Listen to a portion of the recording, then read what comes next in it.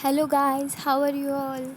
तो आज मैं टॉपिक लेके आई हूँ a letter to God, class 10th का, जो आपकी फ़र्स्ट फ्लाइट का फर्स्ट चैप्टर है इंग्लिश का। तो आइए स्टार्ट करते हैं। थोड़ा नोट्स बनाया है मैंने, ठीक है। तो ये लिखा किसने, जी.एल. फ्विंटर्स ने लिखा है। तो इसका चैप्टर स्केच देखते हैं। तो the story is about hard life and extreme faith in God of a poor farmer Lencho who had lost his crop due to heavy rain and hailstone. तो यहाँ बताया गया है कि यहाँ पे ये जो लेंचो है एक फार्मर था जिसका गॉड पे बहुत ही ज़्यादा फेथ था, यानी बिलीवर था वो गॉड का। और वो हार्ड हार्ड लाइफ थी उसकी बहुत, क्योंकि वो बहुत ज़्यादा हार्ड वर्किंग था। और वो अपनी जो क्रॉप है वो खो देता है क्योंकि एकदम से हैवी रेन हो जाती है। और वो हैवी रेन बहुत ही जल्दी हेल स्टोन में चेंज हो जाती है। अब हेल स्टोन क्या होते हैं, जैसे कि ओले आप क्या देखते हैं, ठीक है। और यही जो रेन थी, यानी जिस उस फील्ड पे क्रॉप पे पड़ी, वही फील्ड सिर्फ उसके लिए एक सोर्स था इनकम का, जिससे वो अपनी फैमिली की डिज़ायर्स यानी फैमिली की इच्छाएं पूरी कर सकता था, ठीक है। तो ये हमें उस स्टोरी में है। और फिर वो he is firmly believe that God would help him in such a difficult situation. अब वो इतना बिलीव करता था गॉड पे कि वो सोचता था कि जो गॉड है वो उसकी सिचुएशन में हेल्प करेगा और उसको और उसकी फैमिली को भूखा नहीं मरने देगा, die not let him die of hunger, ठीक है। तो वो लेटर लिखता है गॉड को ताकि गॉड उसकी हेल्प करे। और कुछ एम्प्लॉयज़ होते हैं जो उसका हेल्प करते हैं, वो भी पोस्ट ऑफिस के, ठीक है। तो इस स्टोरी हमें ये बताती है कि जो गॉड है उस पर उसका इतना फेथ है, मतलब लेंचो का इतना फेथ है गॉड पे। और वो ये जानता है कि हमें हमें गॉड पे फेथ रखना चाहिए और कभी भी अपनी जो होप है वो किसी भी सिचुएशन में खोनी नहीं चाहिए। अब करेक्टर्स के बारे में देखते हैं। तो लेंचो एक पुअर फार्मर था जो पीक पे रहता था, यानी बिल्कुल ऊंचाई पे रहता था हिल के, अपनी फैमिली के साथ। और वो फर्म बिलीव, यानी बहुत ही अच्छा, बहुत ही गहराई से बिलीव करता था गॉड पे। और वो बहुत innocent, hopeful, caring and responsible था, ठीक है। अब जो पोस्ट मास्टर है वो एक फ़ैट यानी मोटा ताज़ा है। एमिएबल यहाँ पे बोला गया है, यानी फ्रेंडली नेचर का है पोस्ट मास्टर, जो हेल्प करता है लेंचो को कि उसका फेथ बना रहे गॉड पे, वो टूटे ना। और he gave a part of his salary in the charity for Lencho on behalf of God. ये गॉड के नाम पे लेंचो को एज अ चैरिटी एक्ट करता है, पैसे दे देता है। और पोस्ट ऑफिस के जो एम्प्लॉयज़ होते हैं वो पोस्ट मास्टर की कॉल पे पहले तो हंसते हैं कि ऐसा भी कोई इंसान है जो गॉड पे इतना बिलीव करता है कि गॉड उसे आगे पैसे देगा, 100 पेसोस। तो पहले फिर सीरियस हो जाते हैं और वो सोचते हैं कि चलो हम इनकी हेल्प करते हैं as a act of charity. फिर लेंचो जब उसे पता चलता है कि मेरे को सिर्फ 70 पेसोस मिले हैं, बाकी के 30 पेसोस कहाँ गए, तो वो कहता है कि ये जो ऑफिस के एम्प्लॉयज़ हैं ये बंच ऑफ क्रूक्स हैं, जो इनकी हेल्प जो इनकी हेल्प नहीं कर, मतलब जिसने इनके पैसे चुरा लिए हैं, ठीक है। अब चैप्टर में क्या क्या हाइलाइट्स है वो देख लेते हैं।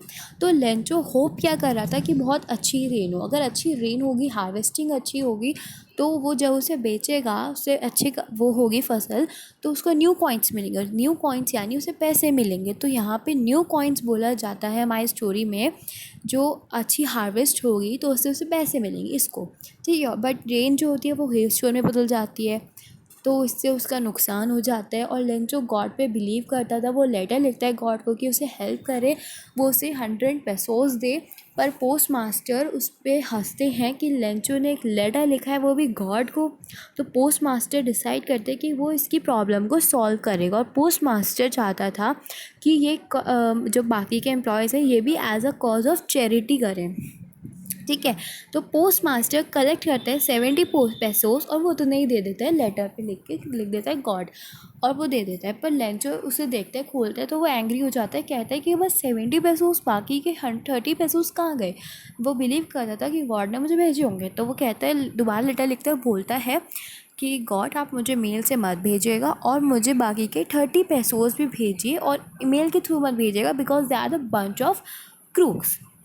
और वो सोच रहा था कि बाकी के जो मनी हैं वो इन्होंने स्टोलन कर ली है। The Lencho again writes a letter to God, to send him the rest of the money, and Lencho has a firm faith in magnanimity of God, and God never betrays the trust of believer. आप भी जानते हैं कि भगवान कभी किस अपने believer का भक्त का ट्रस्ट नहीं तोड़ता। ठीक है, तो समरी क्या है चैप्टर की? समरी है कि यह स्टोरी है लेटर गॉड, जिसे लिखी है ज्वेल फिंचर्स ने, जो हमें ये बताता है कि फेथ है फार्मर का गॉड पे। तो स्टोरी बिगिंस होती है फार्मर से। फार्मर से जो लेंचो है ये चाहता था कि रेन हो, नरिश होगी फील्ड, और फील्ड किसकी थी? उसकी कॉर्न की थी। ठीक है, तो बहुत कॉन्फिडेंट था कि इस बार तो बहुत अच्छी होने वाली है, मुझे बहुत ह्यूज प्रॉफिट होगा और इस बार न्यू कॉइन्स आएंगे, बहुत अच्छे पैसे होंगे। और वो बारिश को बोलता है न्यू कॉइन्स। ठीक है, बट एकदम से रेन हो जाती है हेल स्टॉर्म में, जो पूरा क्रॉप डिस्ट्रॉय कर देती है। और पूरा ख़राब होने के बाद यहाँ पे जो उसमें बताया गया है कि जो ये उसका एक फील्ड था, एक बार की क्रॉपिंग करने से उसका पूरा एक साल में काम हो जाता था, यानी उसकी पूरी फैमिली उस पर सर्वाइव कर जाती थी। ठीक, अब फिर यहाँ पे बताया गया है कि वो बहुत ही दुखी मन से अलमाइटी यानी गॉड को बोलता है कि वो, जबकि वो बहुत हार्ड वर्क करता था, वो फार्मिंग करता था, पर फिर भी वो ये जानता था कि लिखते कैसे। तो वो लिखता था गॉड को लेटर और बताता था टू गॉड लिख के कि मेरे को पैसों की ज़रूरत है, अगर मेरे को पैसे नहीं मिले तो मेरी फैमिली डाई ऑफ हंगर, मतलब भूखी मर जाएगी। ठीक, तो यहाँ पे फिर पोस्ट मास्टर की एंट्री होती है, वो पैसे कलेक्ट करता है, खुद भी देता है, 70 पैसे दे के जाता है। फिर यहाँ पे बोला गया है कि द राइट लेंचो वो शॉक नहीं होता, बल्कि वो गुस्सा हो जाता है कि उसको कम मनी क्यों दी गई है। तो वो दोबारा लेटर लिखता है, बोलता है कि मेरे को बाकी की मनी भी दीजिए। ठीक है, तो ये था स्टोरी में। अब हम देखते हैं थोड़ा क्वेश्चन आंसर्स। ठीक है, तो पहला क्वेश्चन है कि who does Lencho have complete faith in? तो उसका किस पे फेथ था? गॉड पे था। अब यहाँ पूछा गया कौन सा सेंटेंस आपको बताते हैं। तो पहला तो सेंटेंस ये था कि वो मिडल ऑफ द वैली पे बस एक ही हाउस था जिस पे वो रहता था, और बस वहाँ से एक ही होप थी गॉड से कि बहुत अच्छी रेनिंग हो। फिर पूरी नाइट में उसने गॉड से हेल्प मांगता रहा, लिखता रहा, और वो देखता रहा अपने कॉन्शियस वन से। गॉड उसने लिखा कि अगर आपने मुझे हेल्प नहीं करी ना तो मेरी और मेरी फैमिली भूखे मर जाएगी और हम भूखे ही रह जाएंगे पूरे साल। तो वो टू गॉड लिख के ऑन द एनवेलप पे लिखता था। फिर वो लिखता था कि we are still troubled, went to the town. अब वो ये जानता था कि जो गॉड है वो मिस्टेक तो करेगा नहीं, तो वो लिखता था कि मुझे पता आप मिस्टेक तो करोगे नहीं, तो इन्होंने ही पैसे चुराए हैं। It said the God of the money that I asked for only 70 pesos reached me, said me the rest since I need it very much. ठीक है, अब सेकेंड क्वेश्चन है कि why does the post master send money to Lencho, why does he sign the letter God? यहाँ पे बोला गया है कि जो पोस्ट मास्टर है वो सेंड क्यों करता है मनी टू द लेंचो, क्यों, क्या ऐसे उससे क्या रिलेशन थे, क्या साइन थे जो उसने उसको भेजा।